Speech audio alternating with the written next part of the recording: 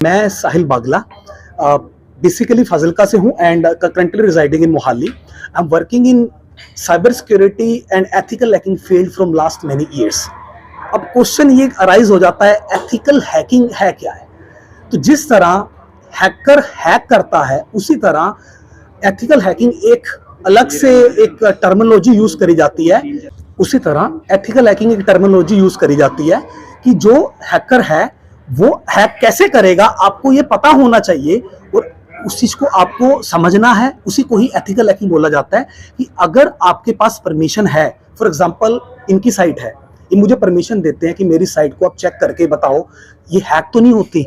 तो जब ये मुझे परमिशन दे देते हैं और अगर मैं उस वेबसाइट पे अटेम्प्ट लगाकर देख रहा हूं, that is called ethical hacking. Hacking with permission from the authorised person, that is called ethical hacking. और बेसिकली जो मैंने पहली बुक लिखी है जो डिजिटल कोप, जो कि 2015 में मैंने लॉन्च करी, वो मैंने एज अ कोथर लिखी। ये मेरी करंट बुक है, that is in WordPress security और he is Mr Inderpreet and इन्होंने इस पे बुक का फॉरवर्डर लिखा। He is also working into ethical hacking and working with like top MNC. और बेसिकली वर्डप्रेस क्या है? इंटरनेट जो चल रहा है, हम इंटरनेट देख रहे हैं, उसमें हम लोग मोबाइल ऑपरेट कर रहे हैं, पर मोबाइल ऑपरेट क्या करते हैं हम? या तो ऐप ऑपरेट करते हैं या वेबसाइट ऑपरेट करते हैं। अब बात आ जाती है वेबसाइट की। 50% तक की वेबसाइट जो भी चल रही हैं वो सारी की सारी वर्डप्रेस का इस्तेमाल करते हुए चल रही हैं। वर्डप्रेस एक सॉफ्टवेयर है जो कि ब्लॉग बनाने के शुरुआत में काम आता था, बाद में उसको वेबसाइट बनाने में, पोर्टफोलियो बनाने में हम लोग इस्तेमाल करने लगे। He is basically social activist from Fazilka. ये लाइक मैंने इन्हीं के हाथ से बुक का आज लॉन्च करवाने के लिए मैंने सर को इन्वाइट करा है। और अब वर्डप्रेस के बारे में बात करते हैं। सारी की सारी साइट वर्डप्रेस में चल रही हैं। अब होता क्या है, अगर ये साइट सिक्योर ना करी जाए प्रॉपरली, सही तरीके से, जिसने वेबसाइट बनाई है उसको इतना कॉन्फिडेंस हो जाता है ना। बेसिकली वर्डप्रेस में एक सॉफ्टवेयर है, तो जो इसे ऑपरेट करता है उसको ये कॉन्फिडेंस हो जाता है कि भाई मैं तो वेबसाइट बनाना सीख गया, मेरे को तो कोड की जरूरत ही नहीं पड़ी। तो उसको लगता है कि सिक्योरिटी भी लगाने की जरूरत नहीं है। उसी वजह से ना तो वो यूजर नेम पासवर्ड के बाद ओटीपी वाला मेथड ऑन करते हैं और ना ही वर्डप्रेस में बाय डिफॉल्ट अवेलेबल है कि आप ओटीपी आपके मोबाइल पे आएगा या आप गूगल ऑथेंटिकेटर ऐप यूज करते हो ओटीपी मोबाइल से डालोगे। कुछ भी ऐसा अवेलेबल नहीं है, वो होगा प्लगइन के थ्रू अवेलेबल। अब बात आ जाती है प्लगइन। प्लगइन क्या है? प्लगइन एक एड ऑन है। जिस तरह एक नया व्हीकल खरीदने के बाद हम उसके ऊपर एक्सेसरी लगवाते हैं, एक स्मार्टफोन खरीदने के बाद एंड्रॉइड फोन हम उसमें प्ले स्टोर से ऐप डालते हैं, उसी तरह वर्डप्रेस में थर्ड पार्टी प्लगइन डाले जाते हैं। और जो थर्ड पार्टी हम लोग प्लगइन डाल रहे हैं उसमें से वो प्लगइन दो जगह पे अवेलेबल होते हैं, एक तो वर्डप्रेस की खुद की रिपोजिटरी पे और एक ओपन में। अगर आपने ओपन वाला प्लगइन डाला तो आपकी साइट हैक होने की चांसेस बढ़ जाएंगे, क्योंकि उसका कोड कभी भी अपडेट हो सकता है। आपको पता नहीं होगा कि वो सिक्योर कोड है कि नहीं है, आपकी साइट हैक हो जाएगी। तो मैं इसमें पिछले आप लेके चलो कि कोरोना समय से मैं वर्डप्रेस सिक्योरिटी में वर्क कर रहा हूँ। उससे पहले मैं ज़्यादा साइबर सिक्योरिटी एजुकेशन में था, एथिकल हैकिंग लाइक सर्विसेज में था, लेकिन कोरोना के बाद मैंने वर्डप्रेस सिक्योरिटी में वर्क करना शुरू करा। काफ़ी ज़्यादा कर तो मैं पहले से ही रहा था, मेरी पिछले 10 साल से लेके अब चलो 2010 से मैं वर्क कर रहा हूँ, तब से मैं वर्डप्रेस साइट ऑपरेट कर रहा हूँ, सिक्योर कर रहा हूँ। लेकिन कोरोना समय पे मैंने लाइक वर्डप्रेस साइट सिक्योर करनी शुरू कर दी बहुत ज़्यादा तादाद में, क्योंकि और कोई काम तो तब था नहीं, सेमिनार वगैरह देने का बाहर और बच्चों को पढ़ाने का फिजिकली। तो मुझे इसमें पैशन भी है मेरा। जब मैंने बेसिकली साइबर सिक्योरिटी मेरा पैशन था, जब मैंने इसमें वर्क करना शुरू करा मुझे बहुत ज़्यादा ये अच्छा लगा कि मैं पिछले 10 साल में जो अपनी साइट्स के अंदर वायरसेस वगैरह निकाल रहा हूँ, मालवेयर निकाल रहा हूँ, सिक्योरिटी इंप्लीमेंट कर रहा हूँ, वही चीज़ जब मुझे क्लाइंट के साइट्स में करने का मौका मिल रहा था और बड़ी तादाद में मिल रहा था, तो मुझे वो मेरा पैशन लगा और मैंने उसमें लग पड़ा। मैंने उसको आगे कंटिन्यू करा और सबसे बड़ी बात पता क्या आई, मैं इतना कुछ सीख गया उसमें। मेरे को दिमाग में बस एक ही बात थी, आधा इंटरनेट वर्डप्रेस पे चल रहा है, मेरा मिशन है सारी साइट सिक्योर करना, लेकिन मैं एक अकेला, अगर मैं 100 बंदों की टीम भी हायर कर लूं, 200 बंदों की टीम भी हायर कर लूं, 1000 बंदों की टीम भी हायर कर लूं, लेकिन मैं 800 मिलियन साइट सिक्योर नहीं कर सकता। और जो मेथड है वो मेरे पास ही है। ऐसा है और लोगों के पास भी, लेकिन जो मेरी नॉलेज है, जो मैंने मेथड्स इसमें ढूंढे हैं, जो मेरी पकड़ है, वो मेरे पास मैंने जो है मैं उसको अपने पास रखना नहीं चाहता था। मैंने सारी की सारी उसको बुक के अंदर अपनी रिसर्च के साथ एक एक वर्ड को एक एक दिन एनालाइज करके एक एक चैप्टर को एनालाइज करके मैंने डाल दी। और मैंने ये बुक इसलिए लिखी है, जो भी नॉमिनल कॉस्ट पे अवेलेबल है अमेजन पे, फ्लिपकार्ट पे, और आते ही ये बेस्ट सेलर अमेजन की लिस्ट में लाइक टॉप रैंक पे ही चल रही है। रैंक वेरी करता है, कभी 5वां रैंक रहता है, कभी चौथा रहता है, कभी पहला रहता है, तो रैंक वेरी करता है। अपनी कैटेगरी में टॉप रैंक पे चल रही है। और सबसे बड़ी बात जिस बुक की मैं लास्ट में बताना चाहूँगा, वर्डप्रेस में और बुक्स बहुत लिखी गई हैं, पर मुझे नहीं लगता उनमें से किसी ने भी वर्डप्रेस से परमिशन लेके लिखी होगी, लाइसेंस लेके लिखी होगी। मैंने वर्डप्रेस से बिकॉज वर्डप्रेस मेरा ब्रांड नेम तो नहीं है, ऑर्गेनाइजेशन का ब्रांड नेम है ऑटोमेटिक का, और उन्होंने ओपन आगे इसको ओपन सोर्स करा हुआ है। तो मैंने wordpress.org से जो उनका जो ट्रेडमार्क उनका मैनेज करता है, उनसे परमिशन लेकर, उनसे लाइसेंस लेकर, नाम इवन की सब नेम जो इसका मैंने एक नेम के नीचे जो सब नेम लिखा है वो तक मैंने उनसे फाइनल करवाया है। और एज अ इंडिपेंडेंट कंट्रीब्यूटर ये बुक मैंने अपनी तरफ से लिखी है, वर्डप्रेस से सिर्फ परमिशन लेकर लिखी है। हाँ जी। कितना टाइम लगा ये बुक लिखने में? Ma'am approximately 1 year. और कौन सी लैंग्वेजेस में है? मैम इसमें लैंग्वेजेस जो अभी है वो सिर्फ मैं इंग्लिश में ही अवेलेबिलिटी दे रहा हूँ, क्योंकि इंडिया में जो वर्डप्रेस चल रहा है वो इंग्लिश के अंदर ही चल रहा है। जो दूसरी कंट्रीज हैं वहाँ पे वर्डप्रेस अलग अलग लैंग्वेजेस में भी अवेलेबल है, लेकिन अभी मैं रिस्पॉन्स देखूंगा और अपने समय के अनुसार मैं इसको उस लैंग्वेज के अंदर भी ट्रांसलेट करने की कोशिश करूंगा, जो कि इंग्लिश के बाद वाइडली यूज्ड वर्डप्रेस के अंदर है, स्पोकन नहीं है, जो वर्डप्रेस के अंदर है। तो नॉर्मली ये प्रॉब्लम वर्डप्रेस में ही आ रही है या फिर आम लोगों को भी आती है? मैम साइबर क्राइम तो हर जगह हो रहा है। आप अभी मेरे से बात कर रहे हो तो अगर आपको अभी मेरे सामने ही कॉल आती है, आपको कन्विंस करा जाता है कि आपको ये ऑफर है आपके लिए, अगर आप समझदार हो, टेक्निकल हो, आप तो बच जाओगे। लेकिन अपनी यही आपका फ़ोन अगर आपकी फैमिली पिक कर लेती है, जिनको नहीं पता है, आप बिलीव नहीं करोगे, फ़ोन पे ही आपको कन्विंस कर लिया जाता है ओटीपी देने के लिए। कई बार आपको ये लगता है मैं तो इतना समझदार हूँ, मैं तो टेक्निकल हूँ, मैं तो ओटीपी शेयर करूंगा ही नहीं, कुछ भी हो जाए। आप बिलीव नहीं करोगे, मेरा लाइव एग्जांपल मैंने ऐसे ऐसे देखे हैं। बेसिकली फोन पे ही हिप्नोटाइज कर लिया जाता है। अब ये ऐसा वर्ड है जो आप बहुत बड़ा वर्ड बोल रहा हूँ, इसके लिए मैं थर्ड बुक भी लिख रहा हूँ। तो उसमें क्या है कि हिप्नोटाइज किस वे में, जब फोन, अब मैं आपसे बात कर रहा हूँ, मैं लगातार बात कर रहा हूँ, उसमें क्या होता है, जो जर्नलिस्ट है वो तो क्वेश्चन पूछ सकता है, लेकिन जो आम इंसान है ना, उसके पास क्वेश्चन पूछने की हम लोग बोलने वाले लोग क्षमता ही नहीं रखते।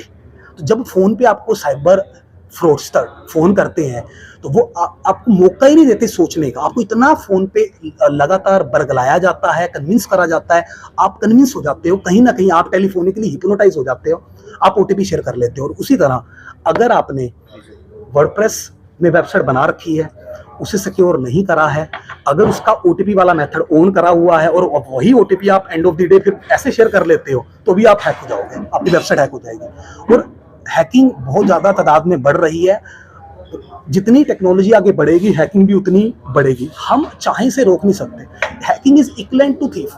मतलब अगर कोई हम कहते हैं कि पुलिस काम नहीं कर रही, ऐसा नहीं है, पुलिस अपना काम कर रही है, लेकिन आप एक इंसान की फितरत को कैसे पहचान सकते हो? सेम एज दैट, जिसने साइट हैक करनी है, जिस दिन साइट लॉन्च होती है उसी दिन से अटैक लगते हैं। मैंने पहले सेकंड चैप्टर के अंदर ही मेंशन करा है कि जिस दिन आप साइट लॉन्च करते हो उसी दिन ही अटैक होने शुरू हो जाते हैं।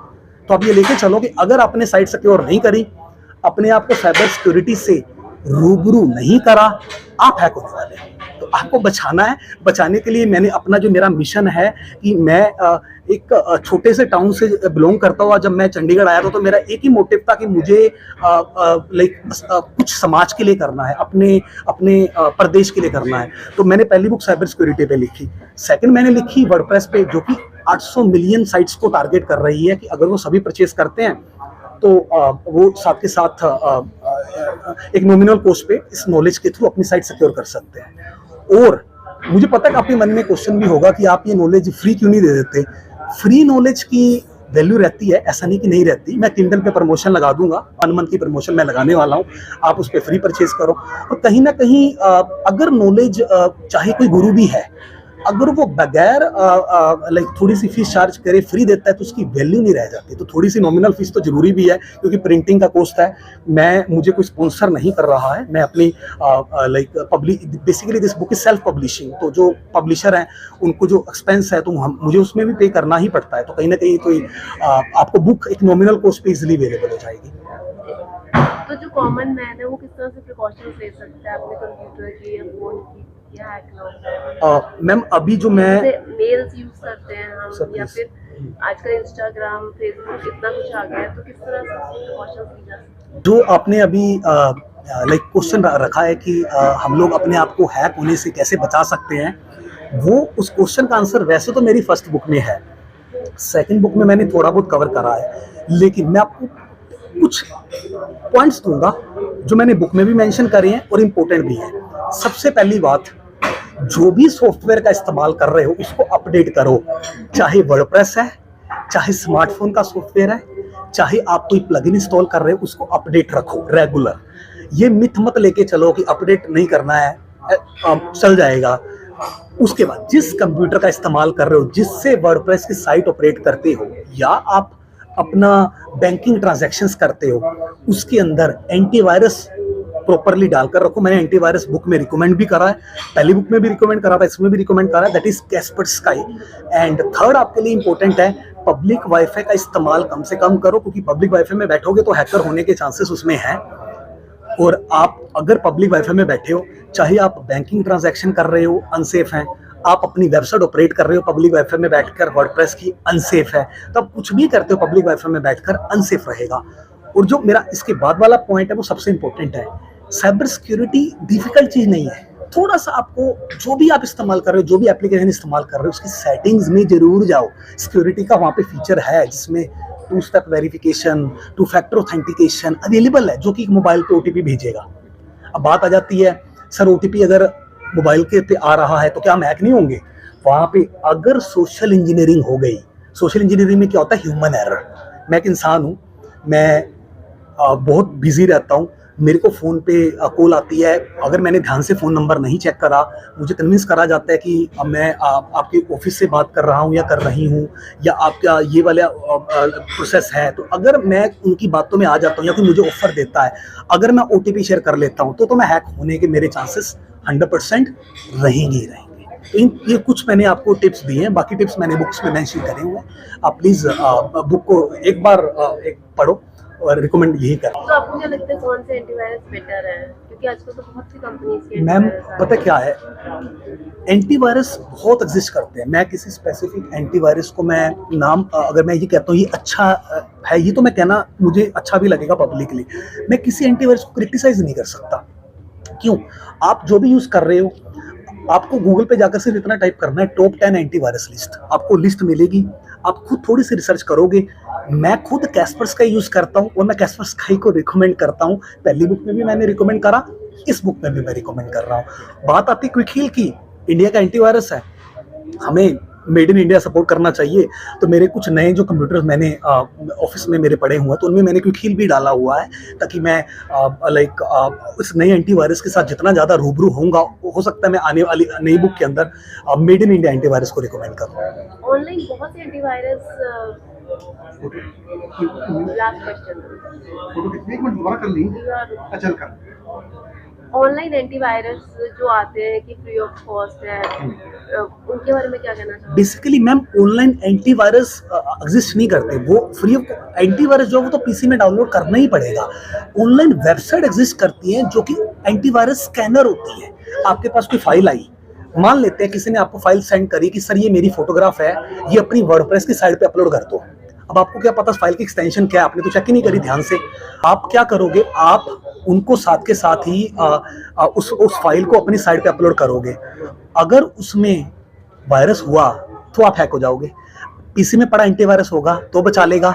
अगर आपको पीसी में पड़े हुए एंटीवायरस पे विश्वास नहीं है तो आप ऑनलाइन एंटीवायरस स्कैनर जो अवेलेबल है, जैसे वायरस टोटल साइट है, एक नाम अच्छा है, मतलब याद भी रहता सबको, ज्योति मालवेयर स्कैनर, वहाँ पे अपलोड करोगे तो आप ये देख सकते हो उस फाइल में वायरस है कि नहीं है। और कम से कम 10-15 एंटीवायरस स्कैन करेंगे, अगर 10 कह रहे हैं मालवेयर है तो भाई प्रोरिटी मतलब प्रोबेबिलिटी जहाँ पे ज़्यादा है उनकी बात तो माननी पड़ेगी। 11वां कह रहा नहीं है तो आप फिर भी 10 की बात तो मानोगे कि मालवेयर है उस फाइल में, हमें वो अपनी वेबसाइट में अपलोड नहीं करना है, हमें अपने पीसी में वो फाइल रन नहीं करनी है। विदाउट रन करे आप डायरेक्ट उस साइट पे अपलोड करके स्कैन कर सकते हो उस फाइल को।